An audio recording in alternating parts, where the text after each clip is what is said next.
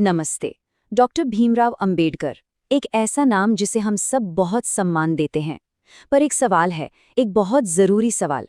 क्या हम सिर्फ उनका सम्मान करते हैं या उनके दिखाए रास्ते पर चल भी रहे हैं? चलिए, आज इसी सवाल की तह तक जाते हैं। तो सवाल यही है, और ये थोड़ा कड़वा लग सकता है लेकिन ज़रूरी है। हम सब बड़े गर्व से कहते हैं कि हाँ, हम बाबा साहब को मानते हैं। पर क्या हम उनकी बातें भी मानते हैं? यही वो सवाल है जिसके इर्द गिर्द आज की हमारी पूरी चर्चा घूमेगी। देखिए, इन दोनों बातों में ना जमीन आसमान का फर्क है। एक तरफ है मानना, जिसका मतलब क्या होता है, उनकी मूर्तियां लगाना, जोर जोर से जय जयकार करना या साल में एक बार जयंती मना लेना।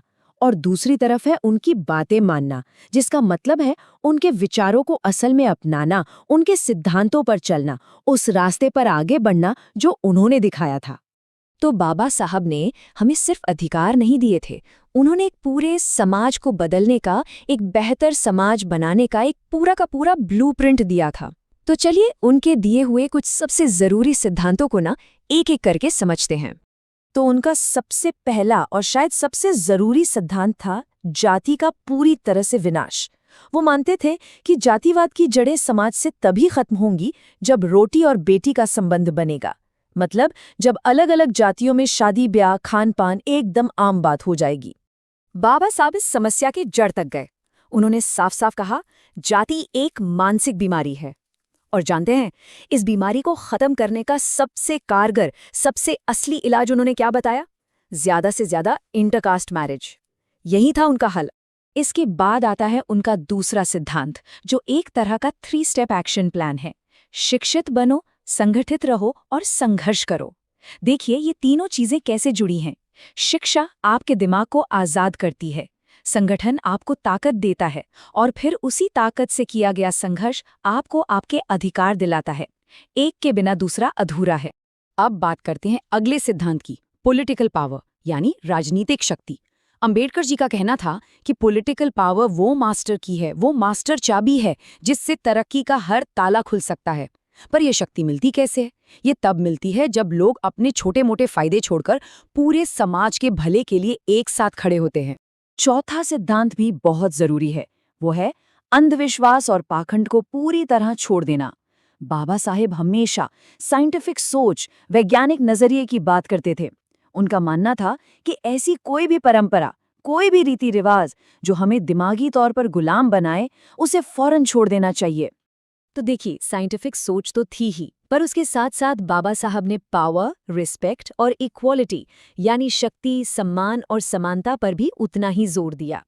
तो चलिए अब उनके उन सिद्धांतों को भी समझते हैं जो एक मजबूत समाज की नींव का काम करते हैं। पांचवा सिद्धांत, ये महिलाओं के सम्मान और अधिकार से जुड़ा है। उनका एक बहुत सीधा सा पैमाना था। वो कहते थे कि अगर किसी समाज की तरक्की नापनी हो तो बस ये देख लो कि वहाँ की महिलाओं ने कितनी तरक्की की है। और यही बात उनके इस विचार में कितनी साफ झलकती है। मतलब अगर किसी घर में, किसी समाज में बेटियों को पढ़ने का, आगे बढ़ने का, बराबरी का हक नहीं मिल रहा, तो समझ लीजिए कि वो समाज बाबा साहेब के विचारों के बिल्कुल खिलाफ जा रहा है। अब आता है छठा सिद्धांत, जो धर्म को एक बिल्कुल नई नज़र से देखता है।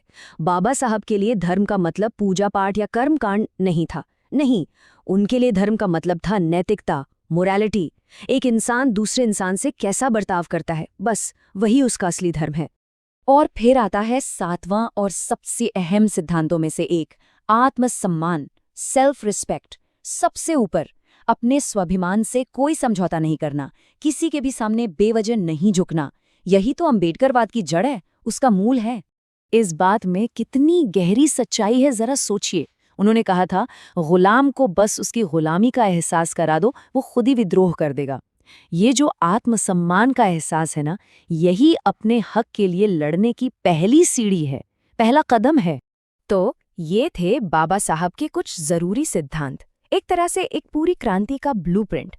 पर सवाल फिर वही आकर खड़ा हो जाता है कि क्या ये क्रांति सिर्फ नारों में, तस्वीरों में और जयंती के पोस्टरों में ही सिमट कर रह जाएगी, या ये कभी हकीकत भी बनेगी?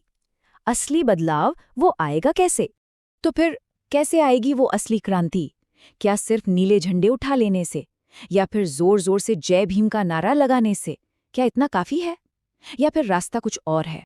जवाब असल में बहुत मुश्किल नहीं है, वो हमारे सामने ही है। असली क्रांति तब शुरू होगी जब बाबा साहेब के विचार सिर्फ किताबों में नहीं बल्कि हमारे घरों के फैसलों में दिखेंगे, हमारी शादियों में दिखेंगे, हमारी सोच का हिस्सा बनेंगे। बदलाव की शुरुआत कहीं बाहर से नहीं, यहीं से, हमारे अंदर से होती है।